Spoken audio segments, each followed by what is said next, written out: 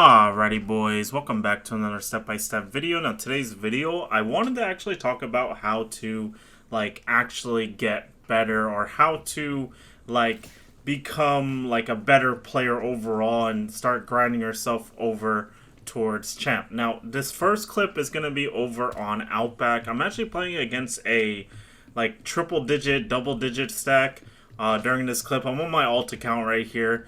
Just solo queuing, and the thing that I wanted to talk about at first here is I wanted to talk about making a plan. So what I mean by a plan is whenever you guys are picking an operator, you need to have some kind of plan of action of what you're about to do for whatever bomb site you're about to attack. So for example, on this bomb site, we're attacking the red and green bedroom bomb site. On Outback, I want to push from above. I'm going to open up this soft wall. I'm going to push over towards yellow. And the important thing here is that since I'm playing a double-digit stack, what I want to do is I want to basically watch out for the potential flanks. Now, I droned out laundry and dorms, and I didn't see anybody inside a bathroom when I quickly droned it. So what I'm watching out for here is I'm waiting for anybody who's potentially roaming to run back towards yellow or run up yellow. And I'm going to get audio for yellow if anybody walks up. And right here, I'm going to go ahead and catch a warden that ends up pushing down my hallway. Now, these guys are also stream snipers, and they're also extremely aggressive. So with these type of players, I should just auto assume that they know what I'm going to be going for.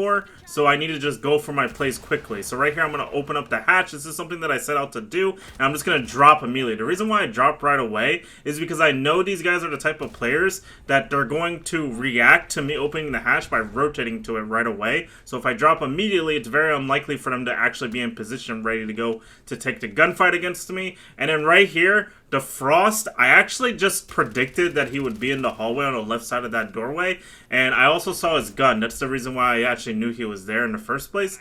But right there is a prime example of just having a plan of action. I wanted to push vertical, I wanted to hold flank if my Nomad didn't come up, and then I wanted to get at least one kill on the flank. I got one kill on the flank, and then I set out to do my actual push, which was opening up the hatch, looking for a drop, and then dropping, making the play, and securing the round.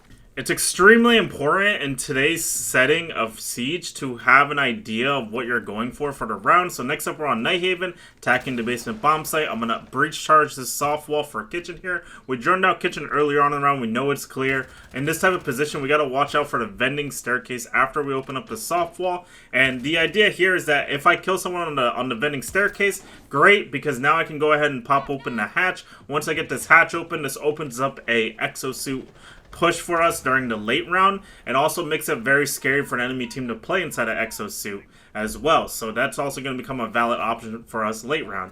Now right here, one of my teammates is going to die over by storage. We did pick off one person over here originally at the beginning of the round. However, another one of my teammates ended up dying to a different guy inside of storage in this position. So in this type of position, I need to watch out for any potential flanks. Right here, I believe I'm actually getting a call out that one of my teammates is saying that one of the enemy players rotated over towards kitchen in this position. So I'm going to go ahead and try to look towards kitchen here to see if this guy actually tries to flank. Nobody's flanking me, so I assume it was just a bad call out. So we're going to go ahead and get back on our drone here. We're going to drone out Exosuit. The only person that's actually around Execute in the current moment is Smoke in this little hallway by Exosuit here. So what we're going to do here is we're going to go ahead and tell my teammate here, I'm going to tell him to just drop with me here. We're going to go ahead and try to take site. The important thing to note here, guys, is there is no plant unless we get more kills. So I'm going to go ahead and kill one guy. My teammate's going to kill the Smoke that was in that small hallway. We're going to start hitting a plant. My Twitch covers. Unfortunately, my Twitch dies to a warden on the flank. I'm going to go ahead and fake plant after I get really close to finishing it right here. This is to lure him in. He's going to swing me aggressively. I know that he's going to swing me aggressively in this moment because he thinks I'm probably still planting, and so we swing aggressively to get ourselves a very easy kill into him and secure the round right there. Now this next round is going to actually be over by Bank. It's important to note it's match point here. The bans for this game, the important ban at least that I know of, is that Kate is banned, and so the hard breacher doesn't actually matter that much for getting the hatches in this position. It's just important to note that we're playing sense to try to get some kind of execute through the hatches. If you watch Pro League, you might have seen this type of play before, where you sense from the hatches and then you drop the hatch and then you look for an execute plant. That's basically what I'm going for in a nutshell here. But what I need to do is I need to drone out the top floor, make sure nobody's playing on the hatches, and then I need to jump into open area here, and we're going to basically be playing to open up the hatches and kill anybody who tries to stop us. So right here, we're going to go ahead and pop one of the hatches for the red hallway. This is going to make it difficult for them to play there. And if for whatever reason the smoke's going to go ahead and just drop this hatch right away, I'm going to shoot his body because that was just a stupid play by him. And then we're going to go ahead and open up the other hatch here. That's the guy that was roaming out of the way early, which is fantastic. So now we're going to go ahead and get back on our drone here. We're going to go ahead and drive our drone through sight, through the double hatches. We're going to drone out server. Nobody's playing inside the server. Nobody's blue stairs, so there's nobody actually stopping us from getting this execute down right here and now. So what I'm going to do here, I'm going to get a drone out. I'm going to see Bandit in the red hallway. Before I go for my execute here, I'm going to go ahead and toss a sense down to try to bait out this Bandit. The idea here is that I'm hoping that he's going to make a mistake and run towards my hatch here, so that way I can go ahead and get an easy pick onto him for the red hallway. Unfortunately, he's not peeking quite yet, so I'm going to go ahead and activate my sense device. He's going to think some kind of execute is going out right here. Technically, there is some kind of execute going out because my Finka actually drops the hatch in this position. She's going to start fighting the Bandit here. The Bandit's going to make a mistake and swing underneath my hatch. I'm going to get an easy kill. Then we're going to go ahead and replace a bunch of our sense devices out. Technically, it would be better for me to get both the doorway and the rotate hole in this position. However, I'm only going to be able to get the one rotate hole because I misplaced my sense devices. It's okay because my Finka diverts her attention towards the doorway in this position. So all I have to do is play in front of my sense devices, plant next to this wall, and then we're going to go ahead and run upstairs after we go ahead and get the plant down. We're going to rotate up towards the hatch in this position. As you guys know, if you have somebody on the hatch when the plant goes down, it's pretty much GG's on the spot. So we're going to go ahead and just sit here for a second. We're going to wait for this doc to walk up. The doc did end up killing my Finka, so we know the doc is going to be trying to watch out for us on the hatch. He tries to swing us from on the diffuser, and we're holding a nice little pixel angle here. It's not really a winnable gunfight for him unless he hits a crazy shot. So we go ahead and collect the kill right there to secure the round. This next round is actually going to be over on Cafe. Now, with this push, the mindset that I have here is that we're playing Ace. We're going to be getting onto the Repel for Piano. And the idea is that we're basically trying to clear people out of CS, which is Cigar Shop. That's basically the room right next to Piano. And we're also trying to clear out people out of the Piano room itself, B corner. And we're trying to basically get that map control by playing on the window repels.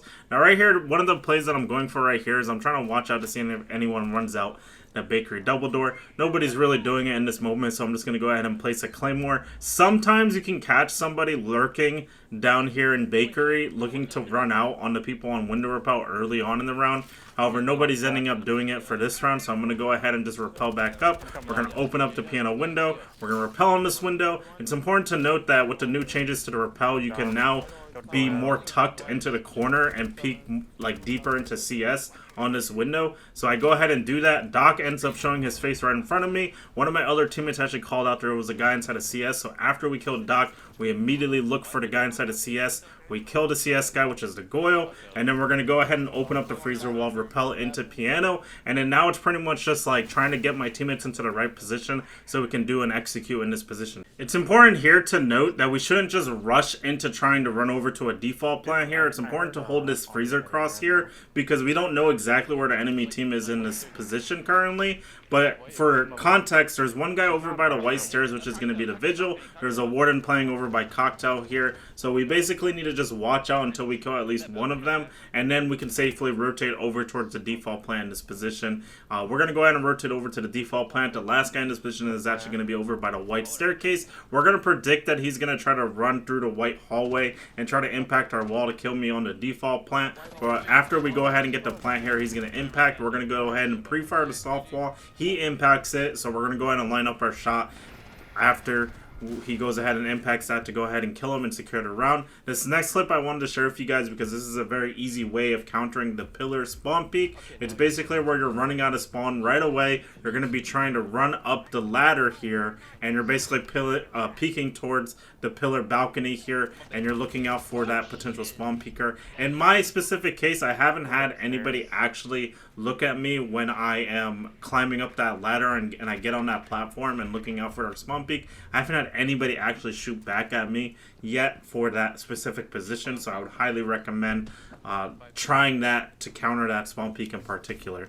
Now, the next thing I wanted to quickly talk about is hard breaching. Now, most of this video so far has just been operators that have been using like hard breach tool or using like Habana or those type of operators. Now, the reason why I did that for this video is because I think it's extremely important that if you're making a plan for a specific round, that you tend to keep like hard breaching in mind, because one of the easiest ways to set up a plan for the round or set up a push for the round is to actually place some kind of hard breaching. Now, for this specific round on theme park here, we're attacking the armory bomb site. It's important to roam clear this bomb site, and then you want to go ahead and open up either the yellow wall, the blue wall, or the maintenance wall. Okay, so you want to open up one of those walls. I have fuse in this position here, so my goal is basically to open up the hatch as well as open up the yellow wall. That's going to be my game plan for this round. I have fuse in this position here instead of an operator like Habana or Thermite. Thermite and Ace are actually banned for this round, just so you guys are aware.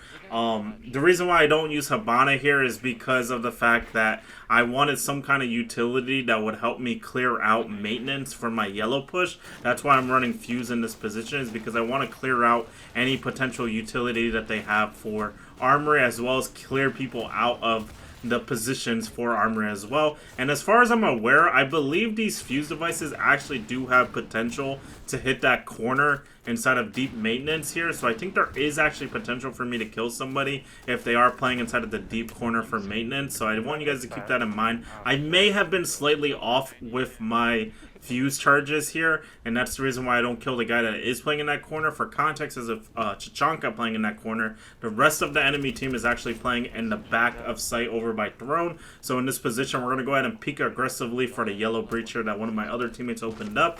We're going to kill the Rooney. I'm not really sure what he's doing, just running across sight like that, making head holes. We're going to go ahead and get a free kill onto him. Then we're going to go ahead and jump in on this Chichanka here. He unfortunately was reloading, so I was able to get a free kill onto him. Unfortunately, my cover ends up dying immediately, so I have to look for one kill in this position so I can try to make some kind of execute happen. I'm going to swing aggressively and kill the Doc. The last guy in this position is actually over by Throne as well. He's going to end up trying to rotate over towards Split. We're going to go ahead and fake plant here. He's going to go ahead and be on the split doorway here. I know that he's on the split doorway, but he's trying to bait time onto me, so I'm going to go ahead and just wide swing aggressively here with the AK-12 on fuse here, and we're going to swing aggressively to secure the round right there. If you guys really want to get better, bro, I'm telling you guys the easiest way to do it is to just play some kind of hard breacher, play something that like directs your team. It's the easiest way to get better, in my opinion at least, because it's a lot simpler to just play a hard breacher and direct where your team pushes with that hard breacher. So you use those thermite devices, or use those Habana pellets, or you open hatches or whatever. You basically direct your team on where you want them to go. That's the easiest way to do it that I have found for playing the game. Right here, these guys set up for like a setup where they're trying to stop me from thermiting the walls by making holes above the wall so they can impact trick. Unfortunately for them, they didn't do it for red, so I run in right away to get open this wall right away. I predict somebody's going to be on the drone hole here, so we get a free kill. Right here, one of my other teammates calls out there's a Doc inside of construction. We're going to get a free kill into him by shooting out the fire right there, because he's going to swing us, because he's not going to have any type of escape route in that position. After we kill the Doc, Goyo ends up trying to flank us in this position, so we get a free kill into him as well because we hurt him. The last guy in this position is actually going to be Jim. I end up predicting that he's in Jim behind the Jim rack here. I swing aggressively on the rotate, pre-fire, and get myself a free kill to secure the round. But hope you guys enjoyed today's step-by-step video. If this helped you out, please make sure to like and subscribe, and I'll see you guys in the next one. Peace!